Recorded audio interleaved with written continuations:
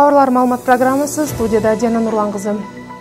2023 жылдын 25 сентябрында Ички иштер министри Улан Ниязбеков ички иштер органдары тарабынан коомдук тартипти сактоо багытындагы аткарылган иштер жана жайкы туристтик мезгилдеги коопсуздукту камсыздоонун жыйынтыктары жөнүндөгү онлайн кеңешме өткөрдү. Онлайн чогулуштун жүрүшүндө министр Улан Ниязбеков ИИМдин коомдук коопсуздук кызматына, тергөө кызматтарына, кылмыш иликтөө, жол кыймылынын коопсуздугун камсыздоо, финансы чарбалык камсыздоо жана кадрлар башкы башкармалыктарына, жер-жердеги шаар, облустук башкармалыктарына төмөнкүдөй тапшырмаларды берди.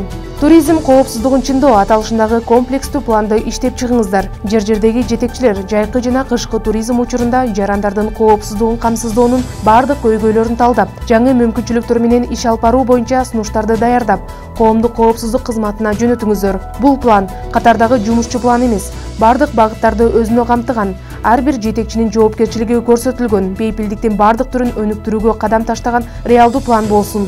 Туризм аймактарындагы акыркы 2 жылда орун алган кылмыштарды, укук бузууларды, жол кырсыктарын жана элге жат көрүнгөн окуяларды эске алып, алардын кайталануусуна бөгөт коюуга жөндөмдүү иш-чаралар уюштурулсун.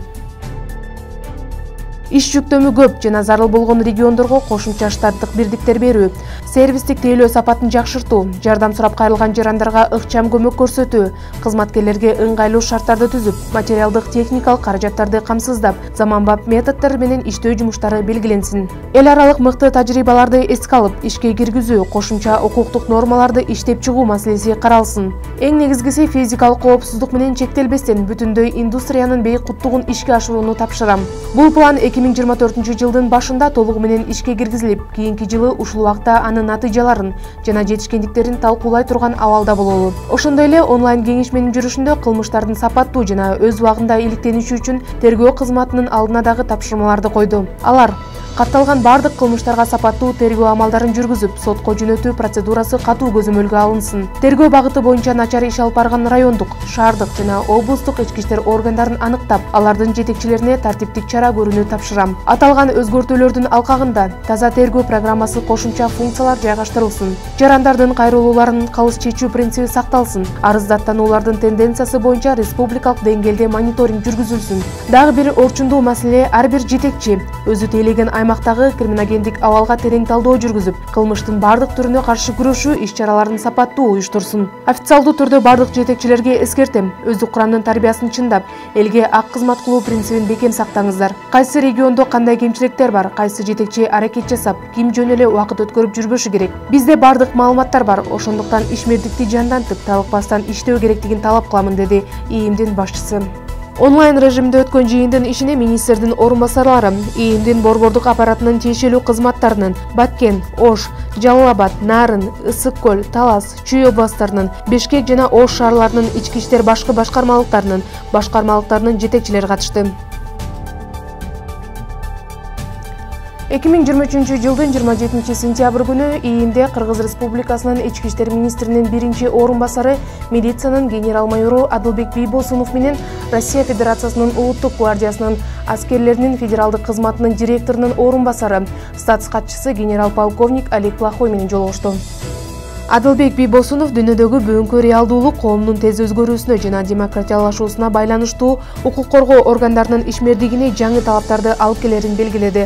Тараптар ведомстволор аралык өнөктөштүк маселелерин талкуулашып, жыйынтыгында Кыргыз Республикасынын Ички иштер министрлигинин ички аскерлеринин аскер кызматчыларын, Россия Федерациясынын улуттук гвардиясынын аскерлеринин жогорку билим берүүчү аскердик билим берүү уюмдарынан окутуу жөнүндө келишимге кол коюшту. Анын негизги максаты Россия Федерациясынын улуттук гвардиясынын аскерлеринин жогорку билим берүүчү аскердик билим берүү уюмдарынан акысыз негизде Кыргыз Республикасынын ИИМдин ички аскерлеринин аскер кызматчыларын Россия Федерациясынын өкмөтү тарабынан белгиленген квоталар боюнча кабыл алуу жана окутуу болуп саналат. Өз кезегинде генерал-полковник Олег Плохой өз ара аракеттенүүнүн бардык тармактары боюнча мындан ары көмөк көрсөтүүгө даяр экендигин билдирди. Жолугушуунун жүрүшүндө конокторго ИИМдин Ички иштер министрлигинин ички аскерлеринин командачылыгынын жана Атайын багыттагы полкунун ишмердүүлүгү менен танышты.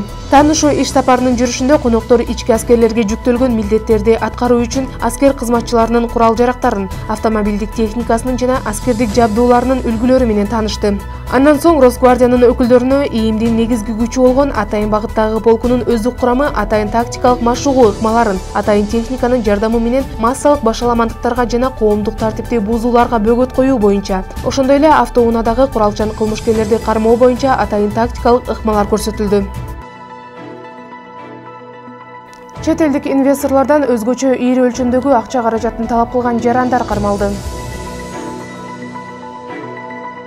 2023 жылдын 24 сентябрь күнү Кыргыз Республикасынын ИИМдин тергөө кызматына КС аттуу башка мамлекеттин жараны арыз менен кайрылган. Анда 2023 жылдын 22 августунан 16 сентябрына чейинки убакытта НТ аттуу арыздануучунун тааныш баласы Ислам жана таанышы Фазил менен кылмыштуу сүйлөшүп, белгисиз маркадагы ок атуучу курал менен анын үй бүлөсүнө зыян келтиребиз деп коркутуп, башка өлкөнүн 3 жаранынын арыздануучуга карата арыз жазууга мажбурлашкан. Анда президенттик администрация жаңы имаратын куруп жаткан жумушчулардын ар биринен 150 000 сом акча каражатын алып, аны шантаж кылууну улантып, жумушчулардын арызы менен коркутуп, 200 000 АКШ долларын талап кыла баштаган. ИИМдин тергөө кызматы тарабынан Кыргыз Республикасынын кылмыш жаза кодексинин 208 опузда талап кылуу беренеси менен кылмыш иши козголуп, аталган кылмыш ишинин алкагында ошол эле күнү Кыргыз Республикасынын кылмыш процессуалдык кодексинин 96-97 беренелерине ылайык 1978 жылы туулган НТ, 2001 жылы туулган НИ, 1997 жылы туулган МФ кармалып, Бишкек шаардык ички иштер башкы башкармалыгынын убактылуу кармоочу жайына киргизилген. Учурда тергөө амалдары уланууда.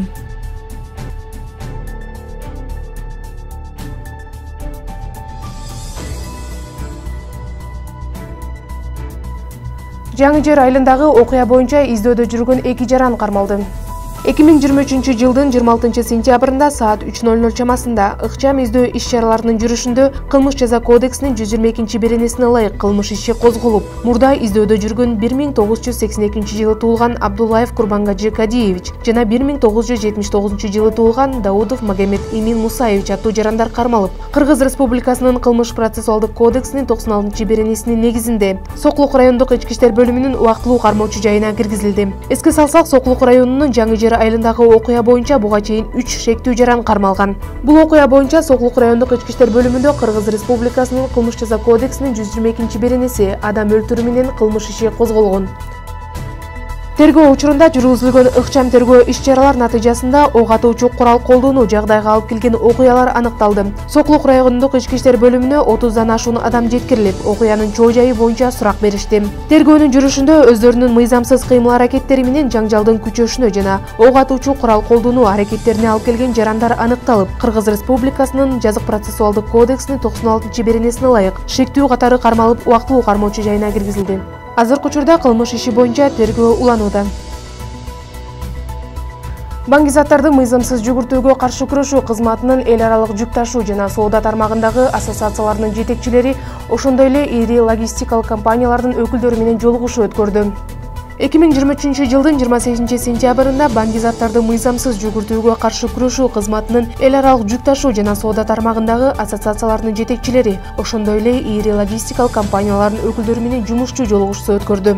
Жумушчу кеңешме ири автотранспортты колдонуу менен жасалган баңги кылмыштарынын алдын алуу, аныктоо жана бөгөт коюу максатындагы өз ара аракеттенүүнү күчөтүү, маалымат алмашуу жана оперативдүү кырдаалды талоого багытталган. Кыргыз Республикасынын Ички иштер министрлиги эскертет. Алдамчылык, башкача айтканда алдоо же ишеним кыянаттык менен пайдалануу жолу менен улуттуу эмес өлчөмдөгү башка бирөөнүн мүлкүн ээлеп алуу же мүлккө болгон укукка ээ болуу Кыргыз Республикасынын кылмыш жаза кодексинин 209 беренеси боюнча кылмыш жоопкерчилигине тартылат. Кыргыз Республикасынын Ички иштер министрлиги жарандарды сак болууга чакырат. Учурда кибер кылмышкерлер алдамчылыктын жаңы түрлөрүн жана схемаларын ойлоп табышууда. Алдамчылар өздөрүнүн курмандыктарын туш келди тандап алышат. Ошондуктан жарандарды ыңгайсыз абалга дуушар болуп калбаш үчүн кыраакылыгын жоготпой этият болуш керек. Апта ичиндеги маанилүү жаңылыктар болду. Ички иштер министрлиги, Диана Нурлан кызы.